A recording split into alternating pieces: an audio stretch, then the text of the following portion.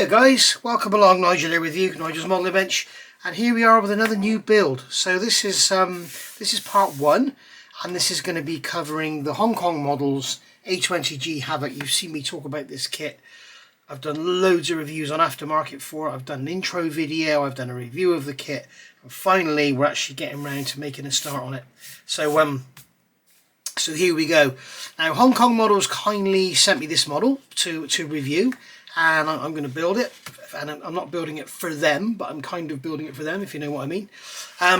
So what I'm going to do is, when it comes to the cockpit, I don't think I'll do the same in other areas, but when it comes to the cockpit, the plan is to, as I mentioned in my intro, is to build the cockpit out of the box. So using the instrument panel as a decal from the kit, all the kit parts all glued into place. We use the photo etch seat belts, all painted, all looking pretty. I probably won't go to town with any weathering or washes or anything. I'm just going to show you what it looks like, what you can get from the box. Then we'll take all that apart, we'll strip it and everything, and then we'll build it using the Edward set, this one here. And then once we've done all that, we'll strip it again, and then we'll do the final build with it using the air scale set. And what I will probably do is actually, when I do the air scale set, I'll probably make some modifications to move this instrument panel further back, because the instrument panel is too far forward. I don't know what's going on. I will look into it and find out. But it'll all be on camera, it'll all be here to be seen. So the first thing I need to do is have a look through these instructions along with the Edward stuff, because there's a lot in here that isn't in the air scale kit. Basically the air scale kit is a new instrument panel and a new seat.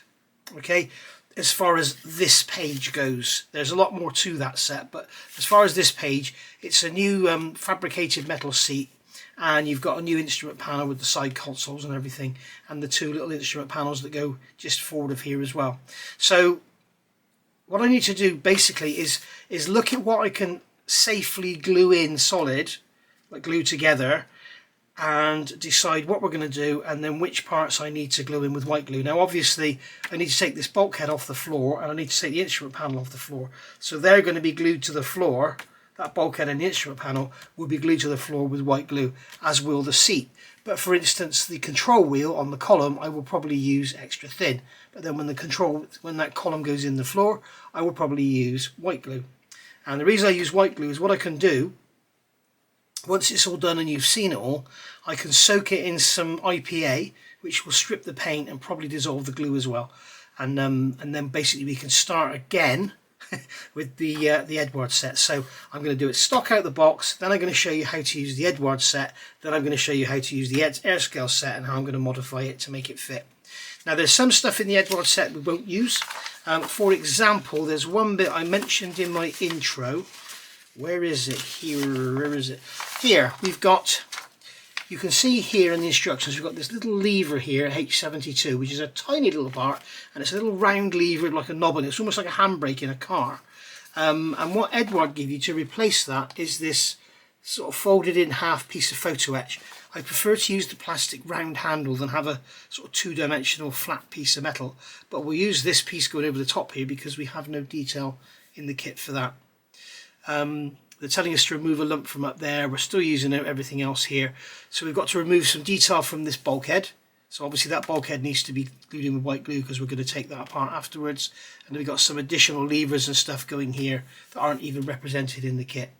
So so that's that bit there. The instrument panel, we're obviously going to have to remove all the detail, but we're not going to do that now because we're going to use the kit detail, the kit decal, and we're going to see how it looks out of the box. I forgot I'm going to be using anneal toggle switches in here as well. So and then we've also got a lot of detail here you can see going into the sides of the fuselage, which we're not going to be doing in the initial build, because the other thing I've forgotten to say, because this is a build kind of for Hong Kong models, I am going to stick to the build sequence. I'm not going to mess around. The only thing I may modify, I may slightly modify the build sequence in the nose gear area, because I don't want that nose wheel sticking out all the way through the build. You can see you're getting your fuselage halves done and your bombing and everything, you've got this nose wheel sticking out all the way through the build. So I might see if I can find a way to fold that forward or fold it back or something. We may be able to fold it forward and then we could sort of build the rest of the model up and fit the nose last, so we could actually have it folded up and forward and have it sort of taped to the front of the fuselage. But we will look at that. That's the only thing I'm going to change. I don't like building models where you've got the undercarriage sticking out in sort of, in step 3. I'd like to leave it till the end if I can. I would think just folding this leg here up, this one here, if we could fold that up or fold it back, then we could have the undercarriage leg back up in the wheelbase. But the trouble is, this goes into a stepped, in this part here, there is like a recess that it fits in, so we'd have to modify the plastic or cut something away, or maybe we could actually cut that leg away so that it springs back in as it comes around. We'll have a look at that when we get there, but that's the only thing I want to change in the build, I think. So right, so initially we need to look at the cockpit. Now I'm going to get these instructions out of the way because they're so massive and so white. So there we go. So there I can stop the camera so I can edit the whiteness out. Right, so we can get going now with normal colour. You can see I've got a brand new cutting mat here, which isn't the best. I got this from Amazon. It's a Rolson cutting mat, and the only reason I got it is because it's single-sided. But it's absolute bloody garbage, to be honest. It just keeps rolling up. It's like it wants to roll up this way. I could have it that way, but then we've got the grid on there, and people don't like that, so I like to keep it plain. What I've actually done now, I've ordered some A2 size green card. So I'm going to try that and see, have that as like a modelling base, and then when that gets dirty, we can just throw it away or recycle it and save buying these new cutting mats all the time. So I've taken all the parts off the sprues and cleaned them up. So we've got everything here. I think I've got everything here that I need. I'm bound to have forgotten something. So we've got our instrument panel decal there, you can see. Okay, so that's all very nice. Got the seat, got the floor, lots of little bits and pieces and greeblies. Where is that little... Where's that? There we go. There's that little thing I was talking about. So I'll put this in these tweezers, and then you can see there's that little like knob handle type thing. It's like a lever that pulls up. I'm not sure what it's for. It might be for Bombay or something, but far nicer to have that than just 2 flat pieces of brass. So I'm going to stick with that. If you really do want to use the brass, what I would suggest, get some white glue, put it around the end, and it will form like a ball. It'll form like a handle. We'll probably do that on the throttle levers if we're going to use photo etch ones. So basically we've got the floor bulkheads. You can see here I've actually gone round with some black super glue and filled in ejector pin marks. Okay, there's 3 on there, there's 2 on there, and there's a couple there. This is the armour plate that goes up behind the pilot's head, so that's going to be very obvious if you've got any ejector pin marks on there. These here will probably be hidden by the seat, but I thought I'd take them out anyway. And these here you're going to see when you look up inside the bomb bay, but you have got bits and pieces going in here, like this one here is going to go in there, so that's going to kind of hide that one. But if you've got the super glue out, why not do it? So what I'm going to do here now is look in the instructions and see which bits I'm going to glue with extra thin and which bits I'm going to glue with white glue, because I want to be able to take it apart again. So I'm not going to do that now, because the chances are you're not going to be doing this. You're not going to be building your model so you can take it apart again. This is just me making work for myself, really, to show you guys what's going on. So I'll be back in a second. Alright, so I've glued the control wheel to the column like I said I would. We'll get that centered as well. I've glued this little tank plenum assembly, whatever it is. This goes in the bomb bay. I've glued those 2 halves together and glued that piece on, and I've glued this piece here, H51, onto that piece there, purely because I want to be able to get some filler in there when I want to do it properly. I want to get some filler in there to get rid of that. You can see that little nub in there where it goes in this. We'll put some super glue in there, sand it down to get rid of the marks. I fitted this lever here. I think this is probably the lever for jacking the seat up and down. So I fitted that one. That needs to be just twisted round a bit actually, because it's not straight. Not that it really matters. That's glued in with white glue so that I don't snap it off when I start to do work for the Edward stuff. And then I've got these 2 levers on here. They're also glued in with white glue so they can come out at the end. Now looking here, we've got to assemble the seat. So we've got these 2 bits going on the back. Obviously I'll put them on with white glue because I think they'll need to be transferred onto the metal seat. But this piece here we can glue in because I'm not going to be using this seat anyway, I don't think. But the one thing I would suggest, just to make your model look a bit better, these here they're actually holes. So if I were you, in fact I'm going to go and check my references and just see if they are actually holes. I'm sure they are holes. So what we would do is drill them out. So I'll be back in a sec. Okay, yeah, so these recesses in here you can see moulded on, they're actually holes. So what I'm going to do is just take a 0.8 drill and just drill a hole through the middle, being careful not to drill into my finger. This is just how to, if you're using the kit seat, this is just how to make an improvement. And I've picked up a blunt drill, I think. Either that or it's snapped on the end. I'll put that to one side. Let's get the next size up, 0.85. Just shows how you can't plan for everything on the bloody camera. So, oh, that's better. Look at that, what a difference. Right, so just draw this out, just like so. I'm not going to do the middle one yet. I'm going to do that after. And what I'm going to do is just come along and just with my knife trim away. What you could do if you wanted to is use a smaller drill. You could come in with the drill and do this kind of thing to knock it all about a bit. But all we're going to do is just open up those holes just to improve the look of the seat. Just gives you something else to catch the eye. So I'll get this done and then I'll be back. All I'm going to do now is just carve that out. There you can see, cut the holes out. I haven't done it particularly tidily because I'm not going to be using this seat, but you'll see when I put this in the improvement it makes to the look. You've got a far more, you know, interesting look. So I'm going to glue this in. I'm going to use the extra thin because I'm not going to be using this seat, as I say. I've got two choices for seats. I've got the early seat from Art Scale Kit, which is beautifully printed. It's very, very nice. Or we've got the metal seat in the Air Scale set. The seat in the Art Scale Kit, I don't have it out here at the moment, is the earlier type seat, and this is the later type seat apparently, but I cannot find any information as when the crossover point is. It's okay saying early and late, but you know, when's early and late? When's the crossover? Okay, so as you can see now, we've got sort of sub-assemblies. We've got the part countdown. I've fitted that panel in there just so I fitted those two rods. If you are doing this kit and you've got this seat, be very careful. On the back of here, there are microscopic little bits of flash going into those holes. And you sort of look at it, you think, why wouldn't they go together? And when you look under a magnifier, you can see these little teeth in there. And you just need to sort of scrape them out. So, yeah, very, very strange. So they've gone on there. When they go on, you've got the sort of longer leg. You've got like a little bit of a longer leg there than you have there. So the longer bit goes to the bottom.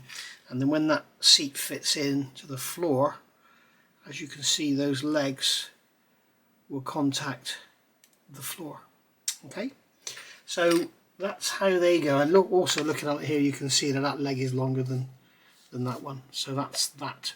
Now when it comes to fitting this rear bulkhead, they're telling you here to just glue this bulkhead in, but there's no real positive. It goes in, but as you can see, there's no sort of real positive guide to what angle it should be on. So basically I'm going to glue this in with white glue, okay, rather than use liquid cement, because I need to get detail in there, or remove detail in there to get the photo etch on there. So I'm going to get some white glue on there. I'm going to use quite a little drop of white glue. Don't want it all falling apart on us, do we? But, obviously, if I was doing this for the third time, I will probably, in fact, even for the second time, I'll probably glue it permanently, get a nice strong joint. So what I'm going to do is fit this on here and just let that sit there. Now, I've got glue oozing out everywhere and everything. I'm not particularly bothered about it because, as I say, this is just a quick mock-up, whatever, so you can see how the kit parts look without any aftermarket. Because I'm sure everyone will go, once it's all done, they go, oh, that looks bloody great with all those toggle switches and everything, but you know, a lot of people don't want to go to the expense of aftermarket, or they might not feel confident enough in their in their hobby yet to start buying aftermarket, or they may not be able to get the aftermarket where they live, or whatever. There could be a million reasons. Now I'm looking at this now, and as you can see, there is no location for the floor, because what happens is the cockpit goes onto the wheel bay, and then the wheel bay goes into the cockpit, into the fuselage. So we need to get the wheel bay mocked up so we can get this in, and I want to make sure this bulkhead is on the right angle. And as you can see here in the fuselage half, we've got this sort of angle here. So the cockpit's going to sit in here, and then that bulkhead is going to sit in there with that shelf there on the top as well. We're going to glue that in as well. I may even glue that in permanently. But let me get the wheel bay mocked up, and then we'll go from there. Okay, so I've got the wheel bay mocked up. There's no rear bulkhead or front bulkhead. That's part of the nose, and the rear is part of the bomb bay. So the fit of all this stuff is absolutely impeccable. You can see the detail in that wheel bay is gorgeous. Really, really nice. That's that bit I was talking about there. That lump in there that's going to prevent us from folding leave that arm back. So now we've got these 4 small holes in the wheel bay. I would suggest you get some plastic rod and fill them, and then sand them flat on the inside. Otherwise, what you're going to see when you look in the wheel bay is you're going to see 4 half-filled holes. You can see those holes in there now. So we'll get those filled at some point. So what I'm tempted to do here is just tape this on. In fact, I'm so tempted I'm going to do it, eh? That's what I'm talking about, tempted to do. I've got these rudder pedals glued in with white glue as well. I'm going to have to leave all this overnight to dry, because white glue takes forever to dry, as you know. And then we're going to put a couple of pieces. I'm going to put a couple of pieces of tape here to hold it together. It doesn't need to be mega strong, it's just to stop it all falling apart and make sure we get the right angle. I shall have to do all this again when we let's get the instructions out of the camera shot there. So that's white glued on there. So now we can slot this into the fuselage. We've got these pegs on the outside here. They're going to hold the weights that are included in the kit, and they're also going to very robustly fit. God, they do fit well. Blimey. Wow, that is a good fit. You can hear them pinching in. So now we can make sure that bulkhead is in the right angle. As you can see, it's such a good fit. Look, it's not going to fall out. So now we can push that bulkhead back. That actually needs to go in more, this wheel bay. You can hear it's sort of pushing itself away.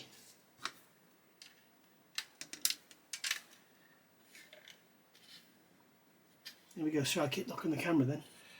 There we go. You can see it's pushing away.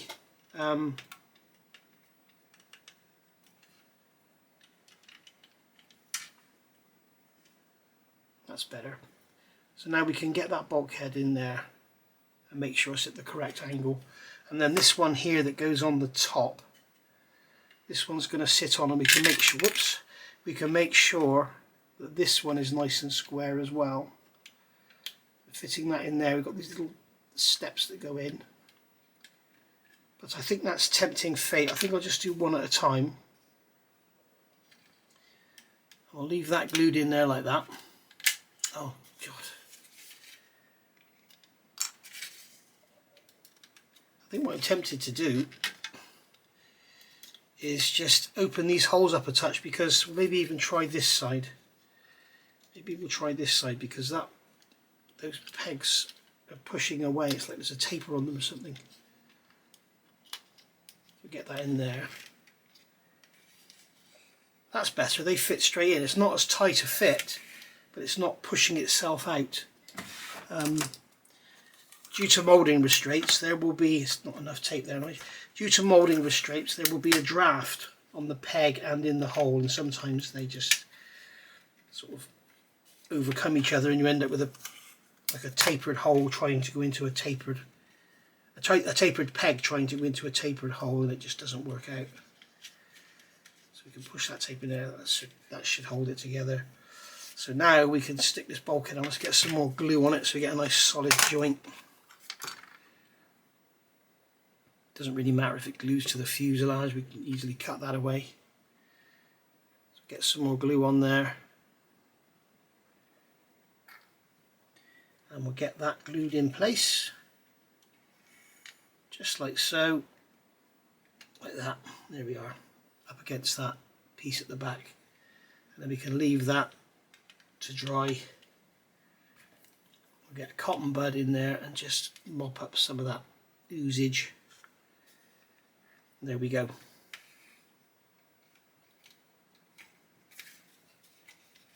So we'll leave that to dry, and then when I come back we'll probably fit that top piece, and I may well glue that permanently so I can deal with the seam. But I'll see you in a few seconds. For you, it'll be a while for me. Right, so there we go. It's the next day for me now. So this is all now solid. As you can see here, I think this is the first time I've mocked this up. You can see here the distance between the front of the coaming here. The pilot sits here, obviously. And you can see the distance between the front of the coaming and the instrument panel. It's too far forward. And as I've said, I don't really know why. I'm not exactly sure what on earth is going on here. I've got a feeling maybe this cross member piece here is too far forward, which is pushing the instrument panel forward. But then when the seat goes in, let me take this out of here. When the seat goes in, let's keep that there. The seat is just going to sit on that block there. You can see there is no room for it to come back. So maybe they've got this here should be further forward. I just don't know, because you can see when the column goes in with the control wheel, let's use the tweezers just to drop that in place. When this goes in here, you can see it's a long way from the instrument panel, whereas you see in photographs of the real thing it's actually quite close. So I think the only way we're going to cure that and get it back is, it may be slightly inaccurate, but as I said earlier, if we cut a section of plastic from here, okay, cut a section out and allow that to come down, so bring this down to a steeper angle, that will allow us to go further back. It's about 6mm, you can see on this tape here I've drawn, and this is where the instrument panel comes at the moment, and this is kind of where it should be. This is where the control column should be, and this is where the bulkhead should be. And as you can see on there, the bulkhead is correct, the column is correct, the only one that's wrong is this one here. So I don't really know what's gone wrong, and I can't find a nice accurate drawing. You know, with the Lancaster we had a nice drawing, a sort of a cutaway, and it all looked to scale, but I can't find that for this one. I could only find very grainy old things that just, it's a representation more than anything. I've got this brand new cutting mat, and I was drilling out those holes in that part for the seat, and I've made marks in it, which is really annoying. It's brand new. Anyway, so that's that. So that's glued in there now. We can take the seat out of there. I'm going to get all this painted, and then we can assemble it all. So yeah, we can basically take this off of this undercarriage bay now. And I'm going to show you one thing which will help the build going forward. As I say, all of this is glued in with white glue, so we've got to be a little bit careful with it all. We're going to put that tape over there because we can use that for masking when we come to paint the instrument panel. It'll come in very handy. Again, I'm going to state, just in case you missed me say it earlier, this is the first assembly of 3 of the cockpit, and this is the out of the box version, so this will be the least accurate, if you like. And you can see this white glue in this area is just not enough to hold these parts. It's been on there for like 12 hours and it's still not cured, so it's strong enough to hold that in place. Maybe what I'll do is, instead of using this stuff, I'll start using this one, which is much better. I believe You shall see, but especially for the smaller parts, a lot of people use it for their photo etch and stuff. This one, the MIG Ammo Ultra Glue. Let me just give this lid a clean. There's glue everywhere on there. Right, so I'm going to take that out of there because it's simply not glued in, and then I'm going to put it in there. I'm just going to dip the end into that glue, get a nice big dollop on there, and then we can push that into place on there, and hopefully that big dollop of glue will hold it. What I'm more worried about, I don't really care if it flops about, but what I don't want to do is lose it, because I want to use it on the final build. So there we go, so that's that in. So the bulkhead's in, we've got the right angle. Now something I want to show you, if you remember when we went to fit the cockpit on this side, if you remember these pins, in fact what we'll do, we'll take this off of here, take that away from there. This is our nose gear, and when we went to put this in here, we found that it was extremely tight and it was pushing itself away.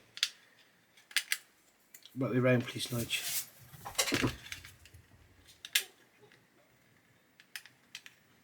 No, that was the right way round. That's the wrong side. That's why I'm doing that. Sorry guys, being a bit of an idiot here, which I guess is nothing new, is it?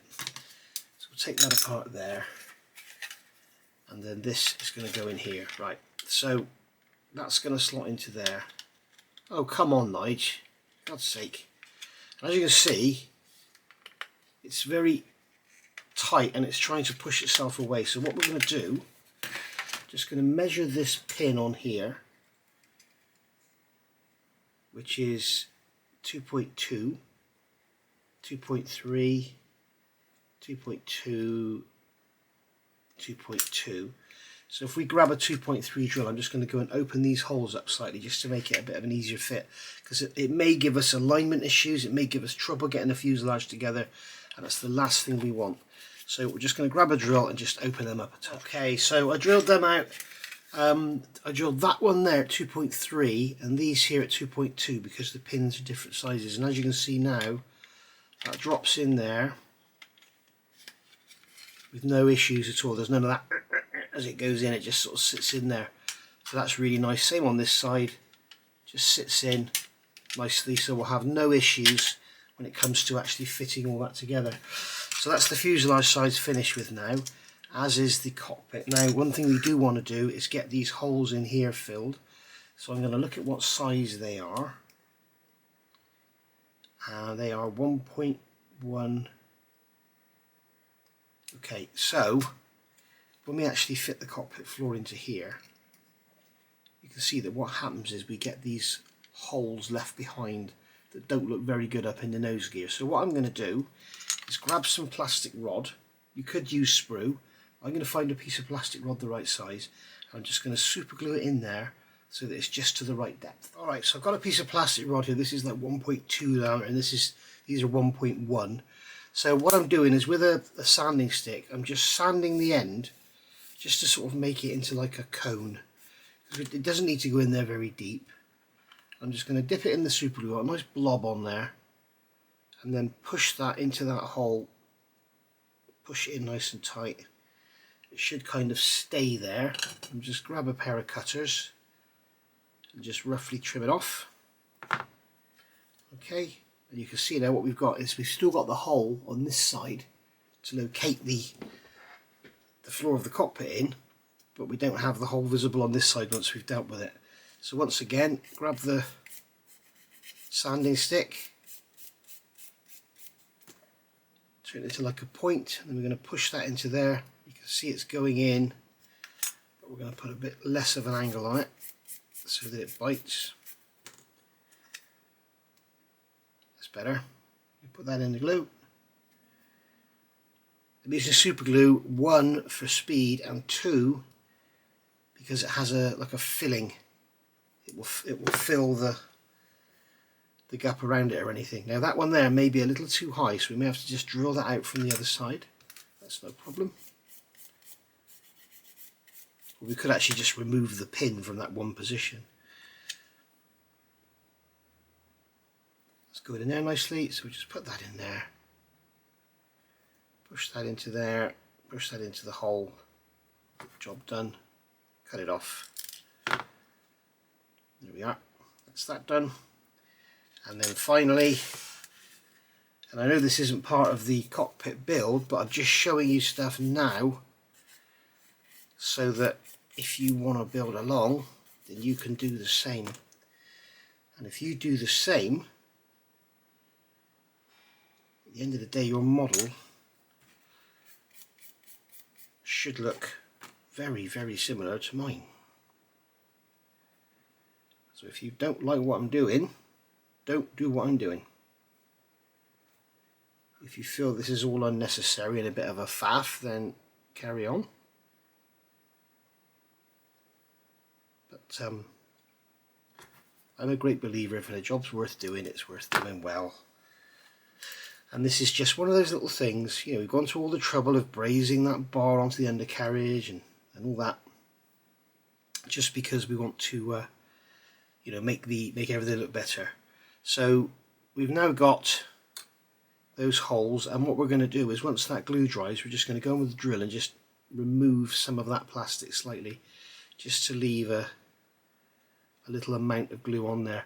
Now this is the black VMS extra, not the thin, this is just the normal black, and the biggest downside to this glue is it takes a while to dry. The biggest advantage of glue is it takes a while to dry. So yeah, if you want instant sort of done, then don't use the VMS black, use the extra thin, or the XT thin it's called, because it doesn't just glue instantly, this stuff. It takes a while to dry, so it gives you plenty of time to position stuff. So yeah, we've got two of those are a little bit too high. If I push this cockpit floor in now, what might happen, it may well push them down. We shall see, hang on.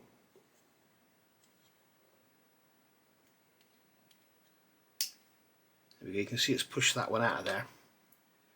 So that's fine. What we can do is just take that out of there, trim something off the end, and then push it back in, like so. You can see now it's gone further down in. And we could just grab a drop of super glue on a pin, just run that in there, let it capillary around, just to make sure it's not going to come out, because it'd be annoying when you're sanding it if it just comes out. That one there is has been pulled out as well, and that's me doing that.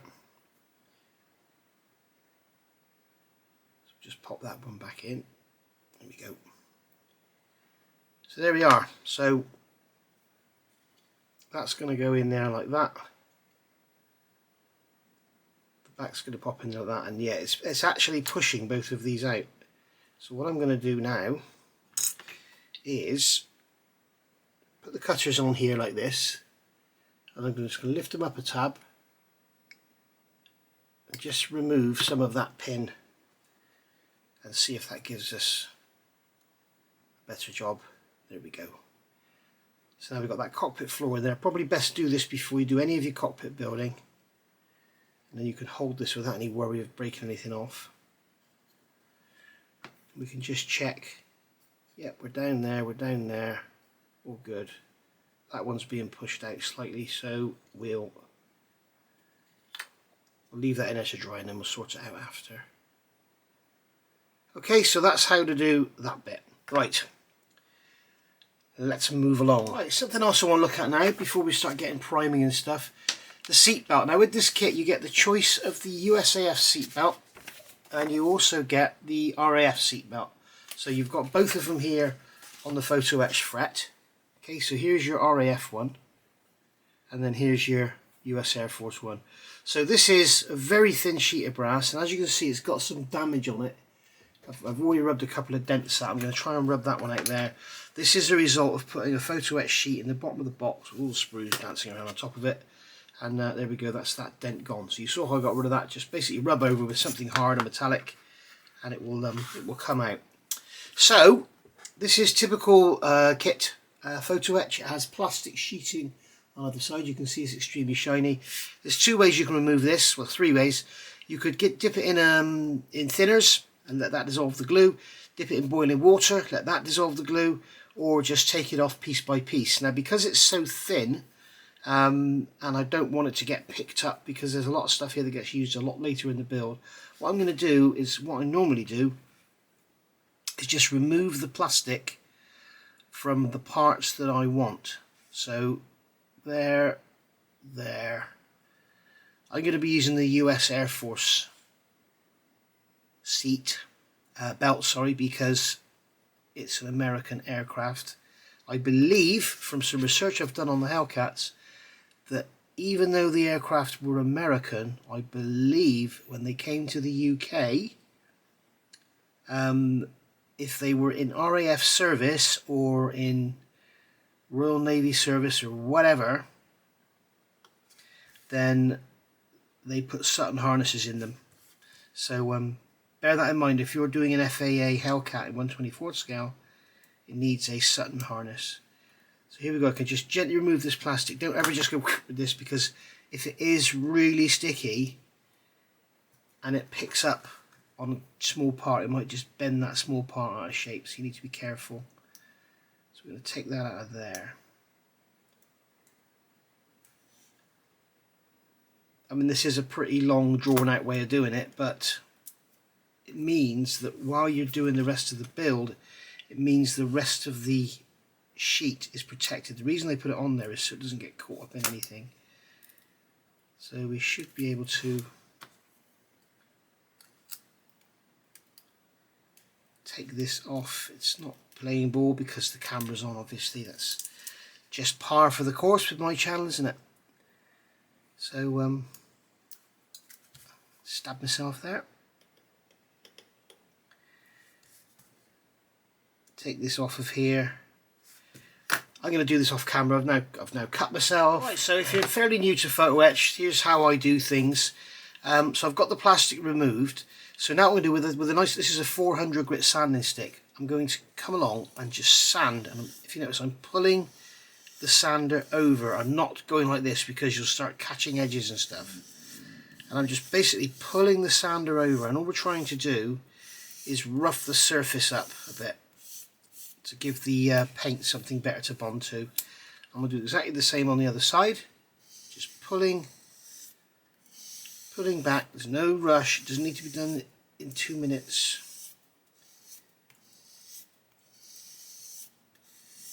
This is just, all we're doing is just keying the surface. It helps with the paint sticking, it helps with the glue sticking, it just helps, you know, generally.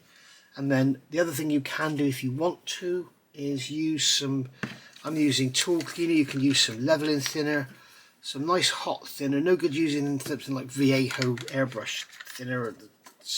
That's no good at all for stuff like this. But you just basically wipe over the parts gently, just to remove any grease or any sort of solution that's left on there from the etching process. And you can see that it, you know, it's doing something. So there we go. So that's that done. Right. Now cutting these off the fret, you always need a hard base. Don't ever cut this on your cutting mat, because what happens is it's almost like a sponge. When you cut the brass, you need to be on a hard surface. If you cut it on here, you know, on a cutting mat, it's almost like you're going to be pushing into a sponge. Now I've just noticed I've actually zoomed the camera in. I've probably done a lot of this work off camera, I'm sorry. Basically, for cutting the photo etch out, it's very difficult to see because of all the bright lights. I use a radius blade. A lot of people just prefer to use a pointed blade, and they come along with the end and they cut. The trouble is, you're only using the very tip of the blade and you blunt it in no time, because they're not really meant for cutting brass. So what I'm going to do is, with a radius blade, I come along, I slide the blade over. Make sure you're on the right side. The side with the lettering on is generally the right side. And I come over and I'll feel the blade come up to the edge of the part and then just push down. And then the same here, slide along, come vertical, push down. Okay, and we can see the last one we got is on the end here, so come along, feel the end, push down, and that part is now off. So now we've got this thin piece of brass we've got to be really careful with, and we've got some little bits and pieces we need to remove. So what I do now is I get a pair of round nose tweezers and I hold the part like so. I'm going to zoom out a bit because it's not impossible to stay in frame. And I'm going to hold the part in those tweezers, and then with my sanding stick I'm just going to go along and just remove the nib, and you'll hear it as soon as you remove that nib, the sound changes. There's another one up there, look. So just sand that one away just like so, and then we're going to come along. We've got the end here, I think there was one, wasn't there? And then also over here. And I always find it best to hold the part with the tweezers really close to where you're sanding, and that way you won't bend your part. Don't ever go across because you will just bend your part. Okay, so that's that done. So that part is now ready for the next process. So I'm going to go on and get the rest of these off, and then I'll come back and show you how we're going to anneal them. Okay, so we've got the brass parts off, we've got them all, the surface is all nice and roughed up, and we've got rid of all the nibs. So there we go, we're good to go. So now what we're going to do is anneal it. And the reason we're going to anneal it, as you can see here, if I go to bend this brass, it's all quite, see there, it's quite springy. Okay, so if I want it to sort of come around and wrap around the seat and everything, it's going to be quite difficult to do. So what I want to do is make it soft, so that it's like lead, it just bends really easily. So what we're going to do is come along, we're going to hold it on this end, at the bracket end, because the bracket doesn't need to bend, we need that to stay straight. And I'm just going to hold this over the candle flame and just stroke it along until it changes colour. And you will see it start to go to like a bluey dark colour. It may even go to a red.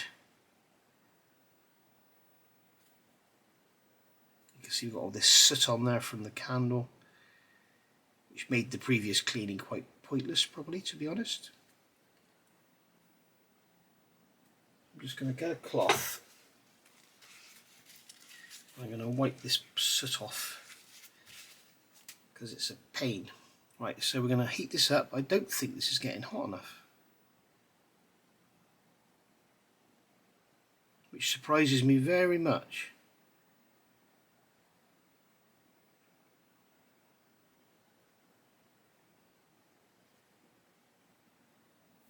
No, it's not getting hot enough. It's just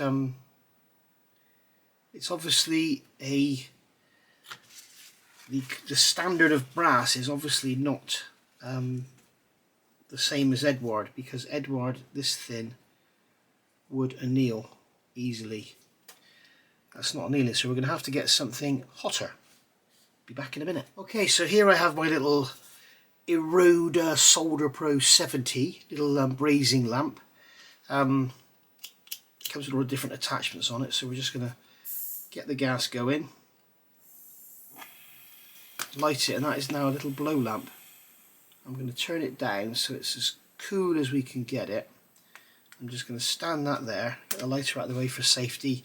Don't do this at home, kids. If you're not sure about what you're doing, don't do this. Do it over the cooker.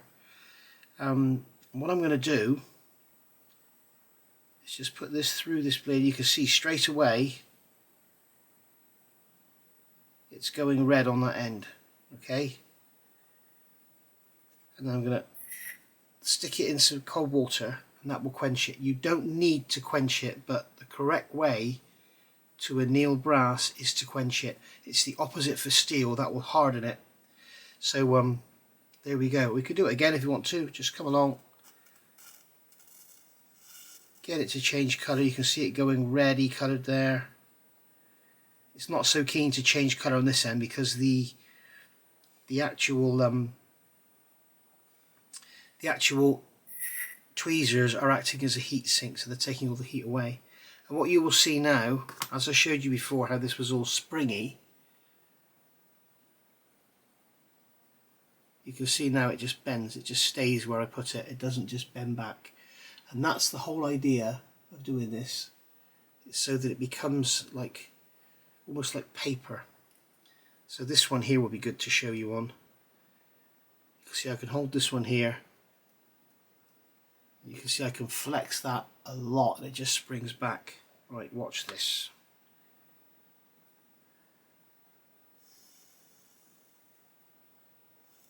Just getting it red.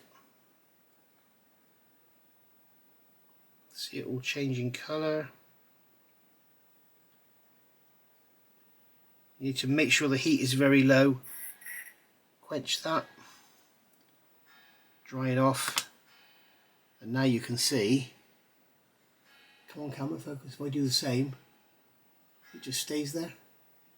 That's what we're doing, we're kneading the brass to make it easier to use. So I'll get the rest done and then I'll come back and I'll show you how we're going to build them up and fit them to the seat. Okay, so if we look at the instructions, it's telling us here how to use the belts. We've got this main top piece here. That's got to be folded over the back of the seat. The fronts have got to be folded up.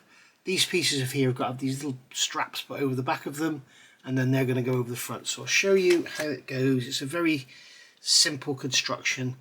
So all we're going to do, you can see on here, you can probably see on there's a line going across. So that's going to be our fold line. So we just fold that up. And at the moment we're just going to put that there at like 90 degrees, just like so. Okay. Then these here,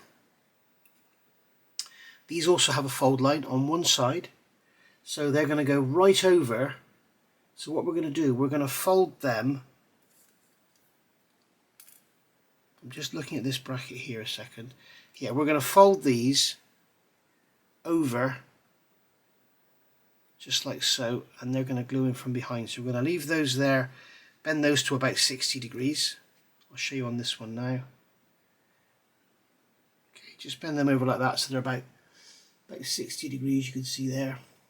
Let's get some light on the subject. And then what's going to happen here is these, oh, one thing I do want to show you, this is what happens if you go too close to the heat. You can see on the end of that buckle there, you can see I've actually melted the brass away from the side, it's gone. So be very, very careful. So what we're going to do here is check out the front, because the front has the engraving, the back is just plain. And then this piece here is going to slot through that little hole in there.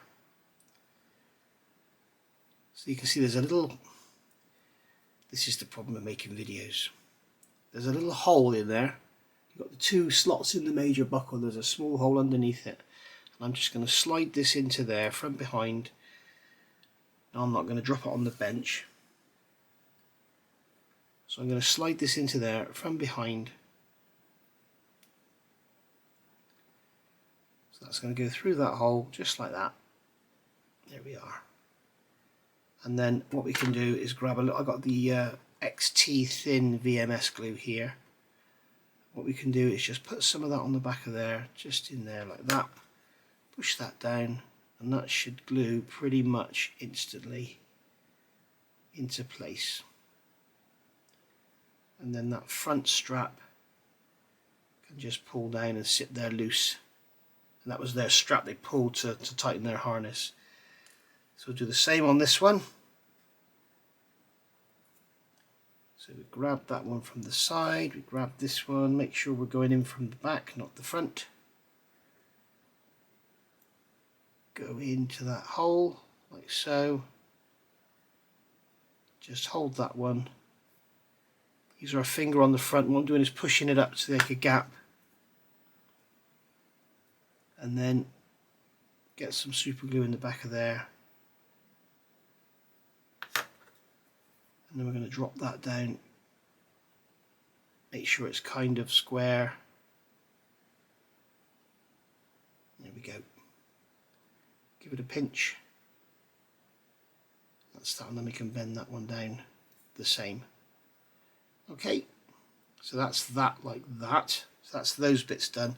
Now these bits are now going to hook over this main harness here. Okay, so that harness is going to go into that top slot in the buckle and then bend up just like so. We're going to put the other side in as well. Just get that to go into that top slot like that, and then that can just hang like that. Right, so we're going to make sure that they're going to go down straight, keep it all in line, and then get some glue in behind,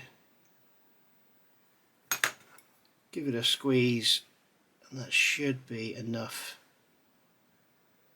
there to hold it all together. And we can do the same on the other side, make sure that buckle stays in there. Get some glue into the gap there, like so. And then just pull that down, and that should glue pretty much instantly.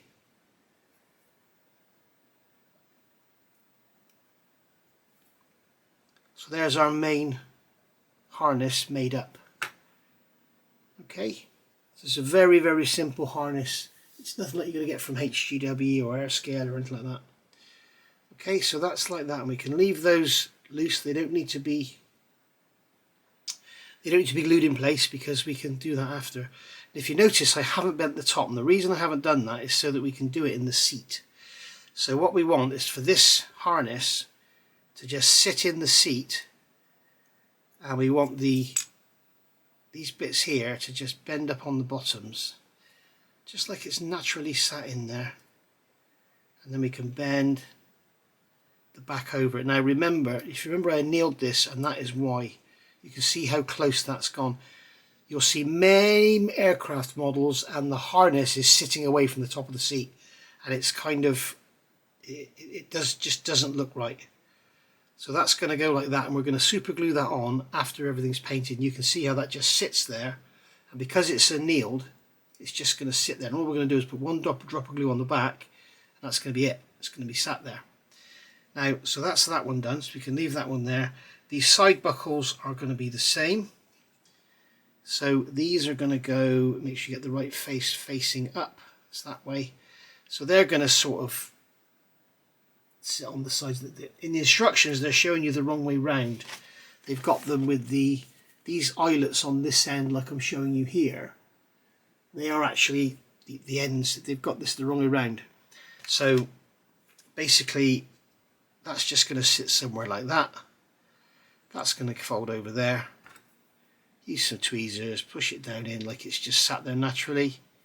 That's that one done. And then this one here, again, we're just going to put that in position there. And we'll have this one a bit further forward so we could have that going down like that. And there you can see that's just sitting in there like so. We could put a tiny drop of super glue on it just to hold it in place, make it stay down.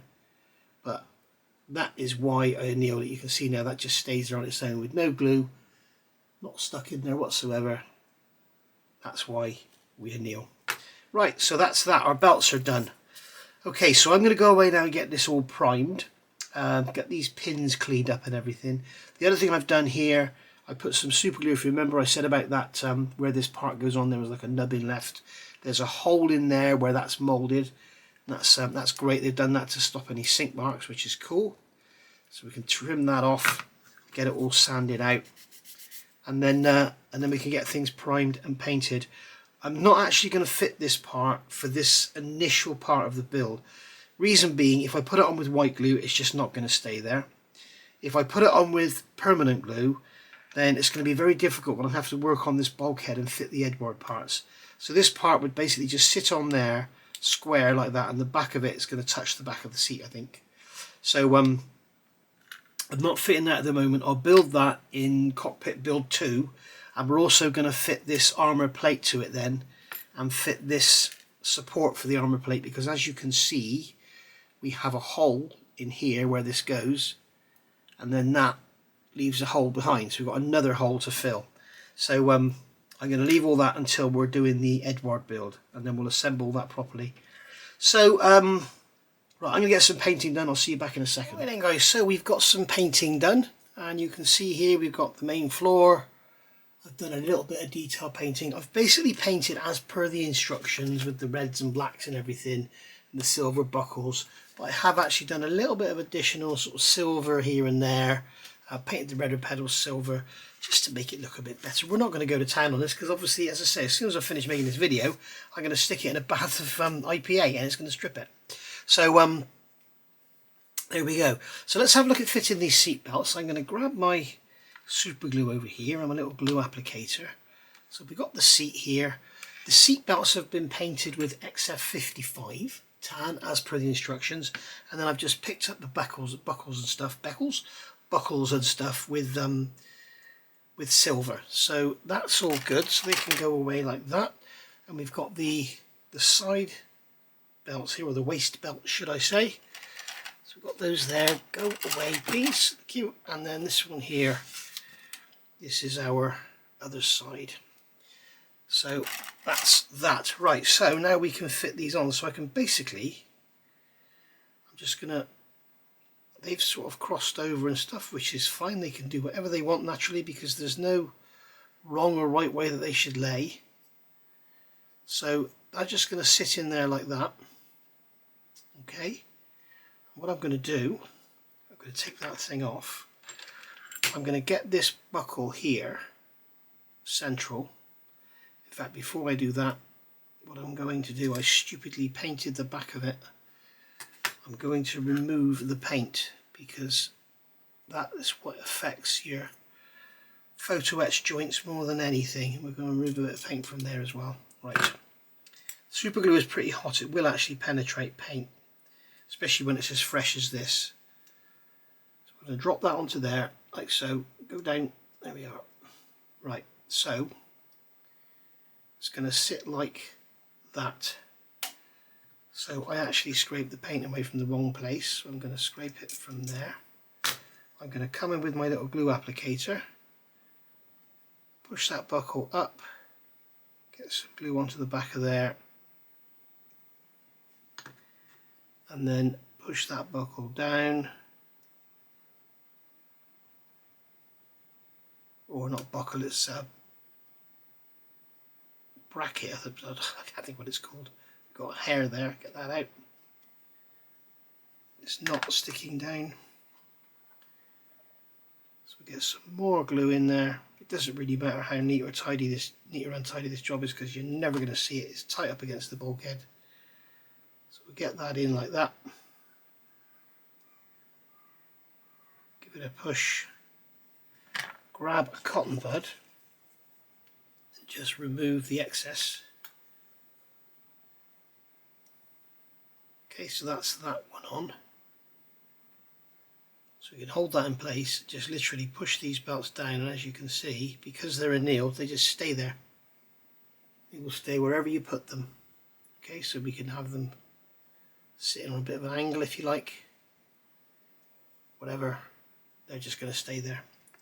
And then these side ones, we're going to do the same. Again, I've stupidly painted the inside of them. It's always worth with seat belts, even if you get some of the, I'm not sure about the newer ones, but the older Edward seat belts, the backs weren't painted. They were shiny brass. I mean, now a lot of them are steel. I'm not sure if they're painted on the backs or not, but if they're not, it's worth painting them, because otherwise where they fold over, you might see underneath and you get this bright shiny bit of brass sticking out. Especially if you're photographing your models, it'll stick out like a sore thumb. So this one here is going to be this side. So that's going to go like that. So I'm just going to remove some paint from here. We'd have to come in and, oh, I've broken that off because this is the problem with bloody white glue. Nothing sticks very well. So I'm just going to get a bit of super glue onto here, put it onto the seat, and then grab the belt, pick it up and put it down in the super glue, and there we go, just like that. Cotton bud, pick up the excess, job done. Okay, so that can stay like that. Now I'm going to have to glue that thing back on, because I have to use white glue because I think I need the In fact, I'll do that after. Let's get this other seat belt on. So this one here can come up. I'll come here. That one can go on there like so. Just like that. And again, I'm going to come in with my knife, remove some paint from there, and then just drop a super glue.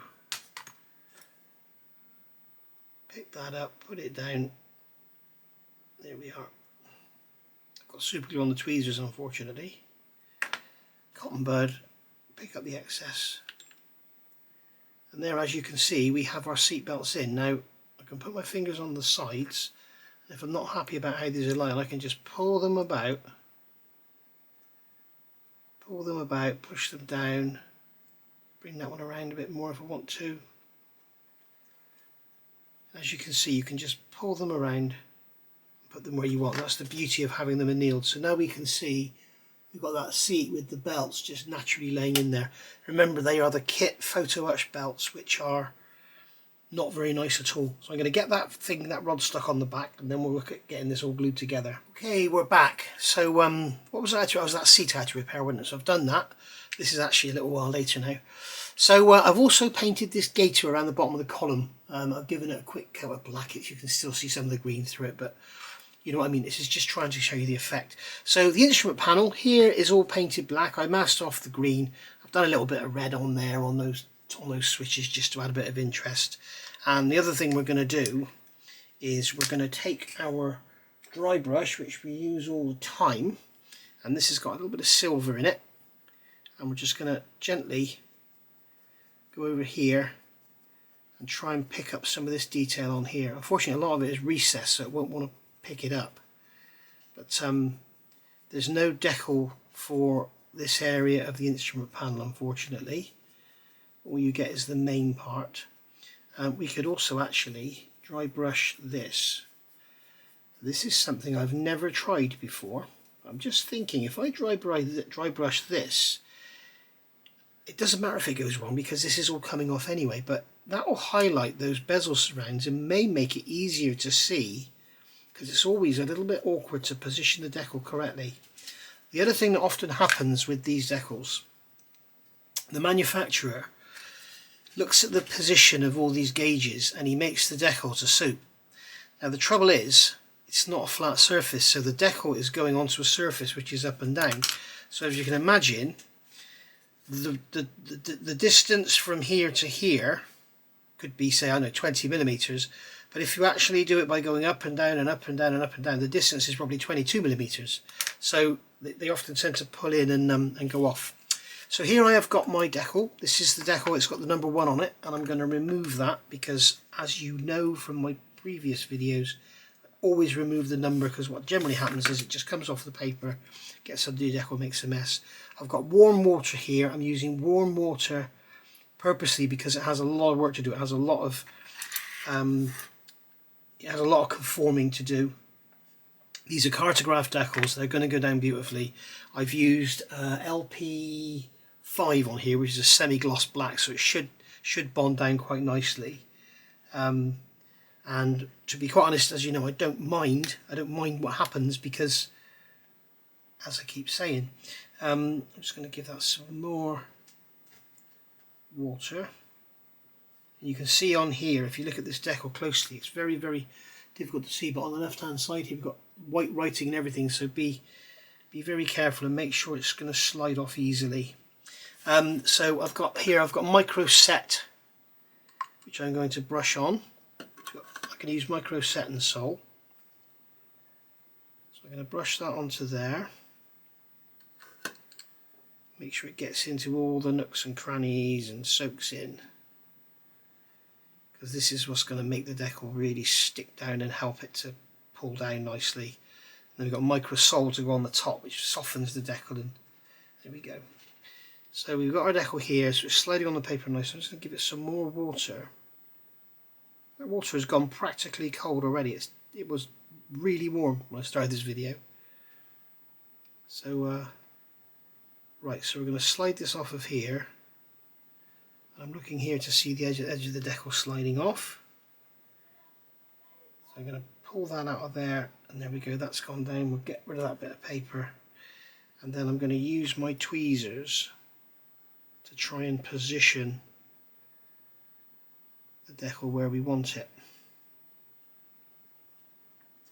We need to be fairly quick here because it's not going to stay soft for long. I need a pointed pair of tweezers to get underneath it. When I say it's not going to stay soft for long, I mean it's not going to stay rigid really, which is what I mean. It's not going to want to be pulled about like this for too long once the setting solutions start to work. So I'm going to sort of aim for getting them right in the center. So I'm looking at pulling this up here.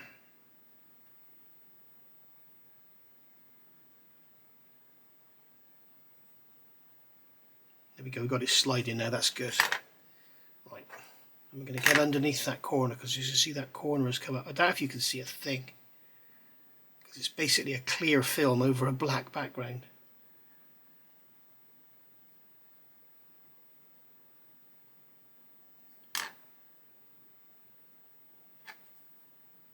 Right, so I just need to get this side to go up a touch.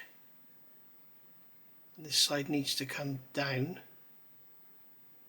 just a touch.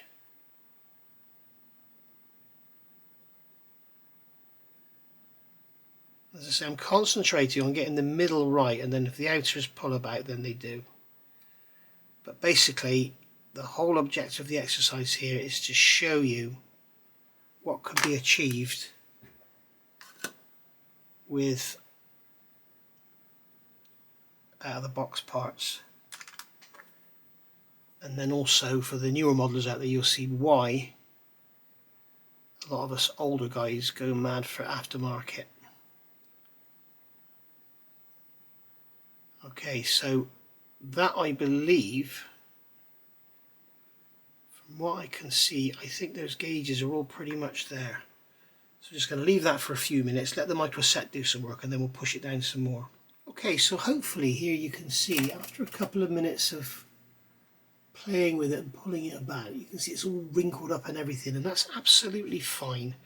One thing I would say is, when you get this down, if you look at these center dials here, get them right, and the rest should just fall into place.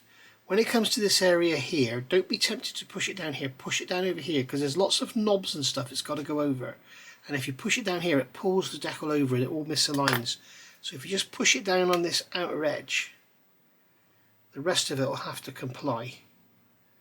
I'll say, okay, so you can see we've got some sort of lettering going around those knobs there on the left hand side. And that's sort of in the right place. And just keep wetting it with the microset.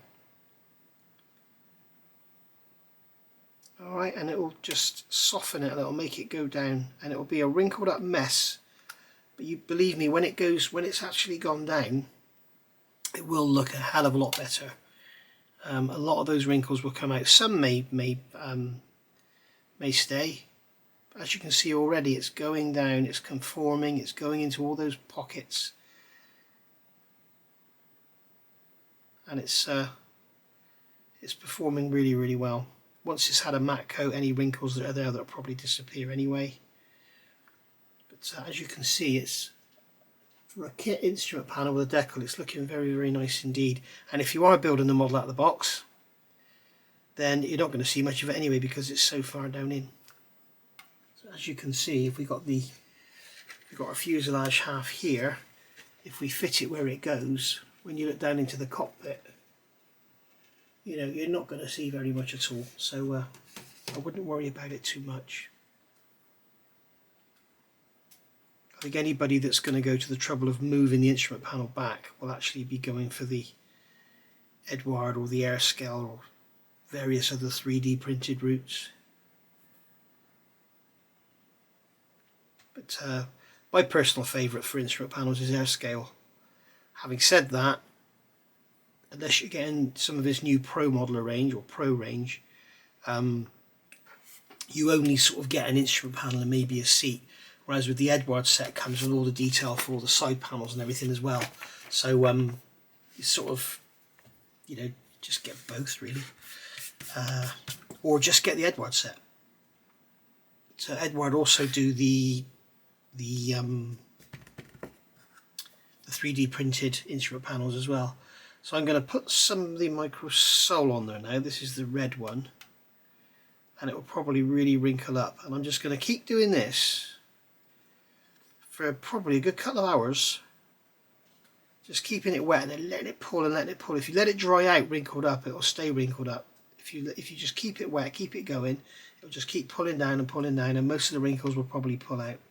So the next time you see me, I'll probably be a couple of hours for me. I'll come back and I'll show you how it looks, and then I think we'll give it a flat coat and perhaps do the glazing on the gauges. I don't want to go too much to town on it because obviously, as I say, I'm just going to be ripping it all apart in a minute. What we could do actually while that's drying, we could go on and fit our seat. Let's get this off of here. So we can get some of our ultra glue. Where's my cocktail stick gone? Here it is. It's hiding. So we can get some of our ultra glue, put it on there. Just a couple of blobs. Just to hold that seat in place.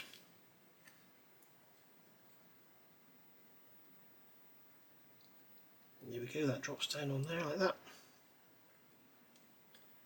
And hopefully that'll stay in position. And then we can grab our control column. You can see I've done the little firing button up on the right in red, which is probably incorrect. But hey ho. And the centre should be bigger. It's silver, it should be bigger. Again, check your references. Just put some glue on there. Again, using the white glue. Stick that in there and all this glue is going to ooze out. It's not a problem. So there we are. So that's our seat and everything in there. Now we could go on and do some dry brushing and some washes and stuff. I mean, I could, just for shits and giggles, I could just do a bit of dry brushing up the seat there just to add a bit of interest. But I don't think it's going to do much. We could do some dry brushing on the bulkhead as well. Whoops. I hate using white glue. That's why I never use it on canopies. I just don't like using it. There should be enough there to hold it. So there we are.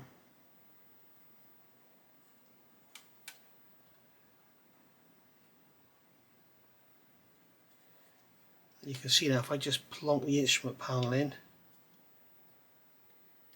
you can see here kind of what we're going to be looking at.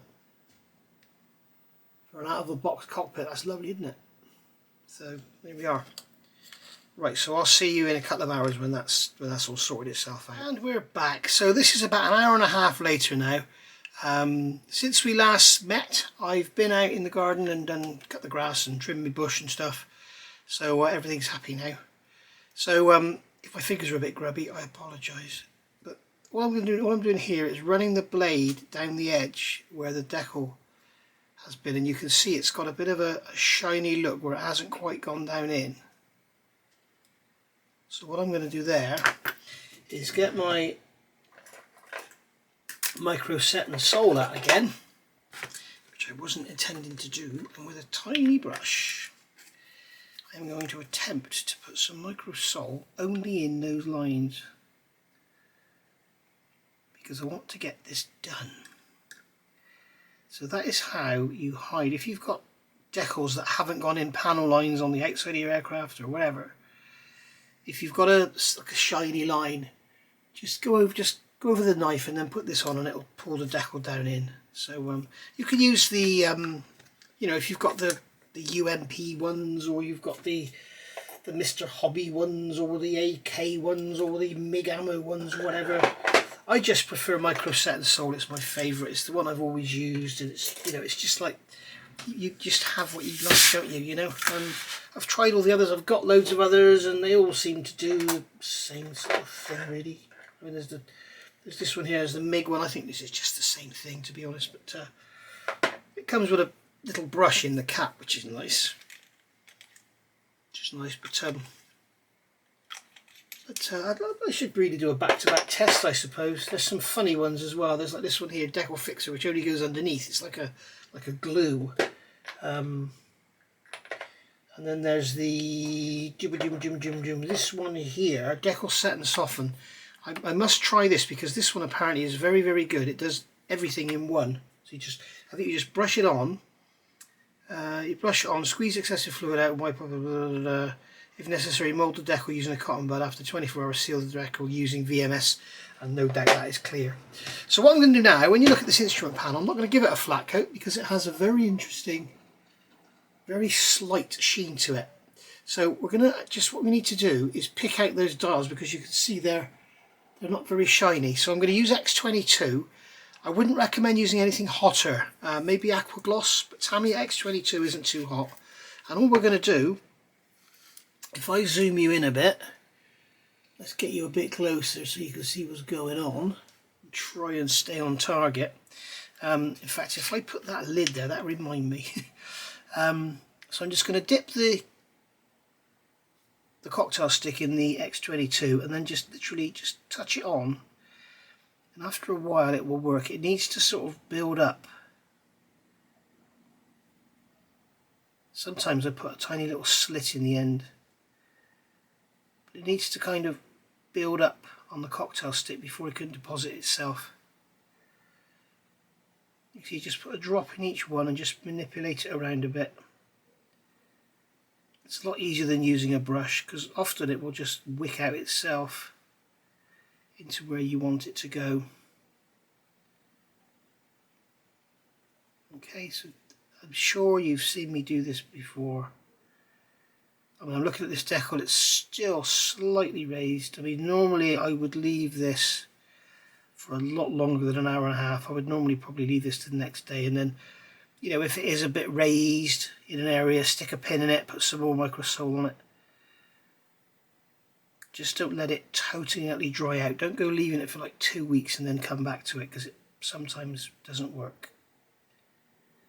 And if it won't go down, and no matter what you try, it won't go down, apply some heat.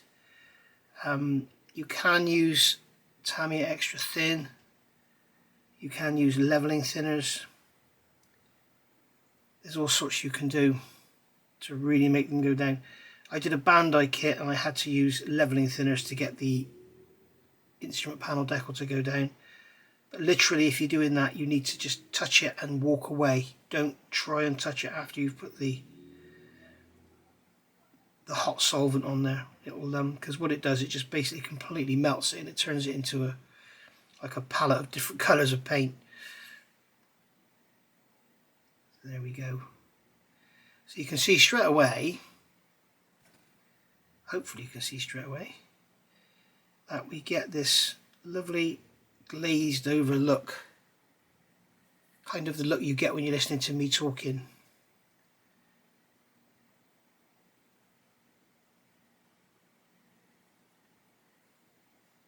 There we go. So we've got this glazed over look now on the dial, sorry. So when you look at it in the light, it reflects the light, you can see. But you can also see that it's got this sort of unevenness to it, and that's why I prefer the air scale with the acetate, because it's flat, just like glass is flat. So there you go. So that is the instrument panel done. So what we can do now is grab a drop of ultra glue and just put a drop on there. Oh, come on. Put a drop on there and put a drop on there. That should be enough to hold it. I don't even know why I'm gluing this on, to be actually. I don't really need to, do I? So there we go. So that's gone on like that. There we go. That can just sit there. And there is our cockpit. Well, I say our cockpit is done. Our cockpit is kind of done. Now, you do all this. I haven't fitted this piece on the back. As I said, this piece goes on here. On the back. Oops, I've still zoomed in. Let's zoom back out again. Okay, so let's get those instructions out of the way. This piece goes on here. As you can see, it goes onto the top of those vertical rods. But if you watch the next part of the build, you'll see me fit this properly, and then that armour plate's going to go in there, like so. Sit on there like that. Obviously at a different angle, but you can see the basic idea. So if you watch the next part of this cockpit build, you'll see me fit that properly, as I say. But yeah, it's really nice actually. I'm not sure about the accuracy of these colours, the red and everything, and I'm not sure about the silver bits and the stuff that I've done, but I just wanted to add a bit of detail really. And you can also see schoolboy area where I've folded over the seat belts. I've actually rolled over the buckles, so that's actually something that shouldn't be happening. But there we go. So yeah, those buckles should be straight. Let's see if we can achieve that a minute. Let's see if we can pull this seat belt up. Probably going to scratch something. If we can pull this up, straighten out that buckle, and then bend the... There we go, that's a bit better.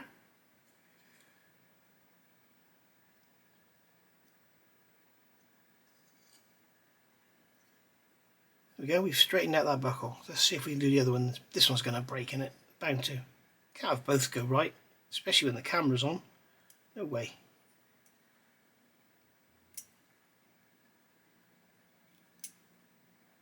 Pull that up.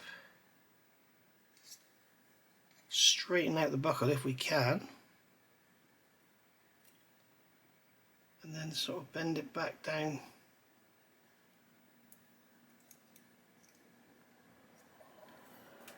There we go. As you can see there, what's happening now, these belts, they're still springing up a bit. So what we can do then is grab some of our super glue, and this will sometimes make a bit of a mess. What I'm going to do is actually pull this up a bit more so I can get this glue looper underneath. So get some glue on the back of the seat belt, and then with a pair of tweezers just push it down. You get one go at this, push it down, hold it, that's it. And you can see it doesn't want to stay there. No, it doesn't want to stay there, there's not enough glue on it. I think this glue's actually gone off, to be honest. It's been in that tray for about 3 or 4 hours, so.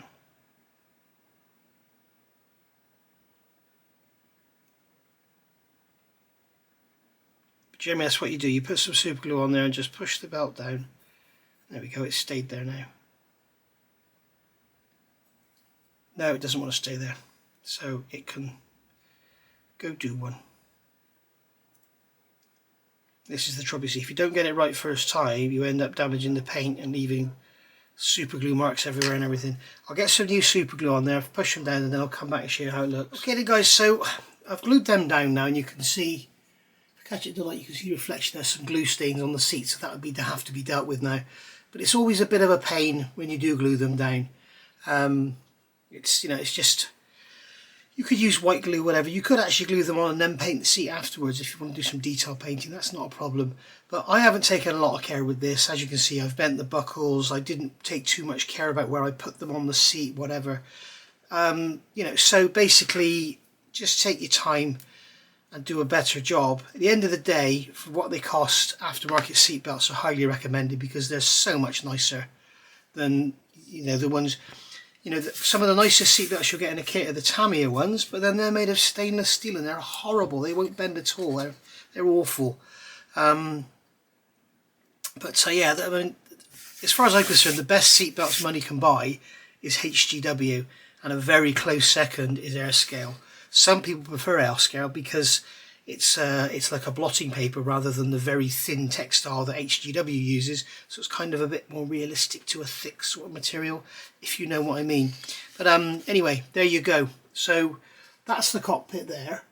I did get a little sidetracked earlier when I started talking about these seat belts. I said I've built the cockpit. I haven't actually built the cockpit at all. As I said, I haven't done this bit here, which I will show you in the next part.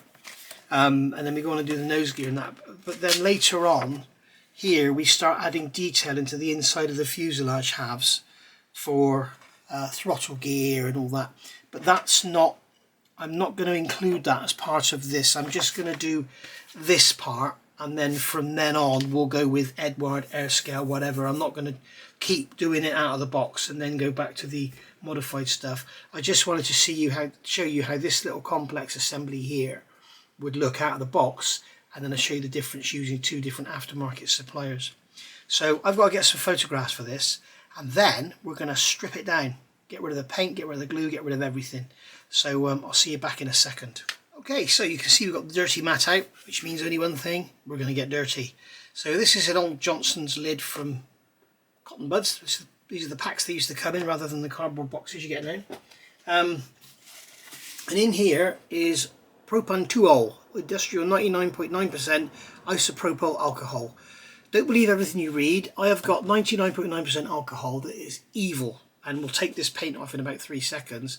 I found this stuff doesn't really work very well with Tamiya LP, whereas the other stuff I've got just rips it off in seconds, and they're both 99.9% isopropyl alcohol. Pays your money, takes your choice. One's more expensive than the other. Hey, go figure. So what I'm going to do is put this in here, and I'm hoping this isopropyl alcohol will dissolve the glue and the paint. I know it's going to dissolve the paint, but basically what we're going to do now is strip this so that we can start part 2. So we're going to put that in there, and you can watch all that work we've just done.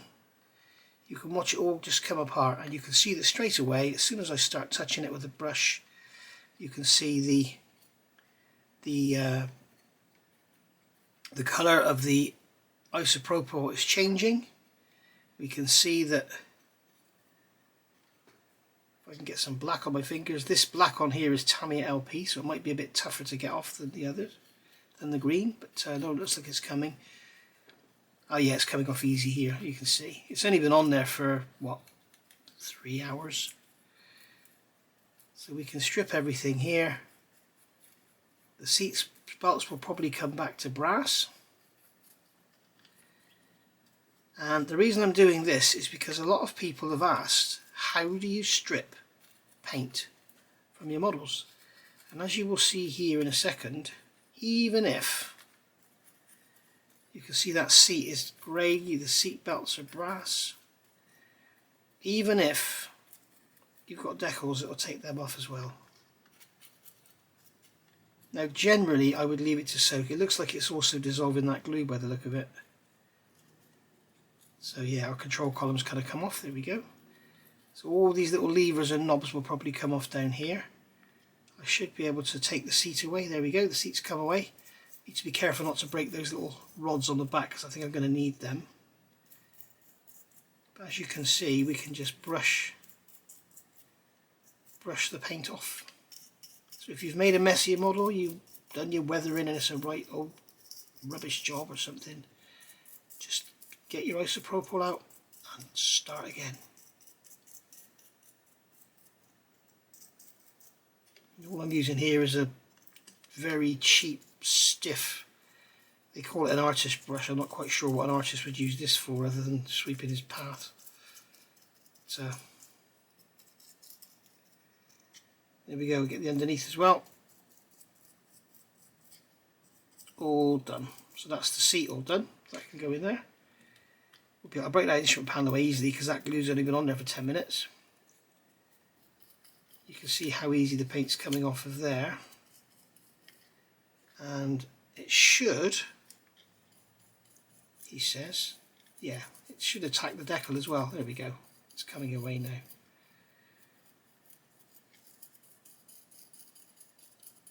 So there we are. We just leave that to soak a bit longer. We need that bulkhead to come off. We need our rudder pedals. You can see how all the bits are falling off now.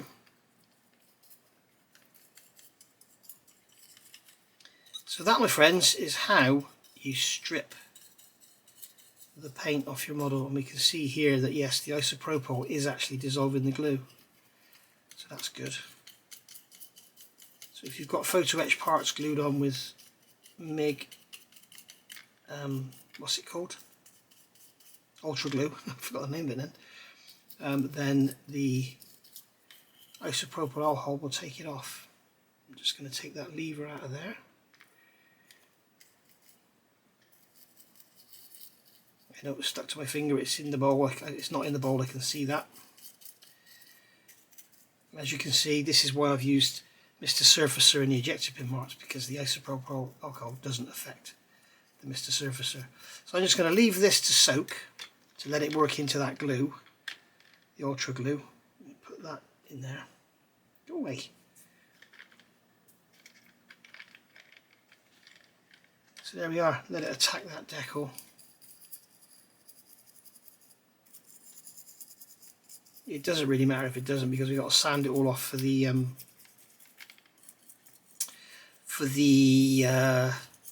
Edward panel to fit anyway, so that's not an issue. So there we go. I hope you've enjoyed this video. I thought it was a good idea to show you what you can achieve out of the box, and that was without even any weathering or highlighting or anything. That was just really quick. I know it was a bloody long video, but I wanted to get it all in one video. So I hope you enjoyed that, and I hope you'll come back to see part 2 when we do the same again with the Edward. Obviously when I do the Edward, I'm not going to cover any of the build of the plastic parts. I'm just going to show you what the Edward stuff does, and we'll do the same again, and then we'll do the same again with the air scale, and then we can move on with the build, and we can basically, because we're going to get this done in the next stage, we can basically then cross to the next page and start on our landing gear using our Aerocraft brass legged modified by myself. So thank you for watching, hope you've enjoyed that. Any questions, comments, stick them down below and I'll answer them as good as I can, and I will see you soon. Thank you for watching. Bye for now.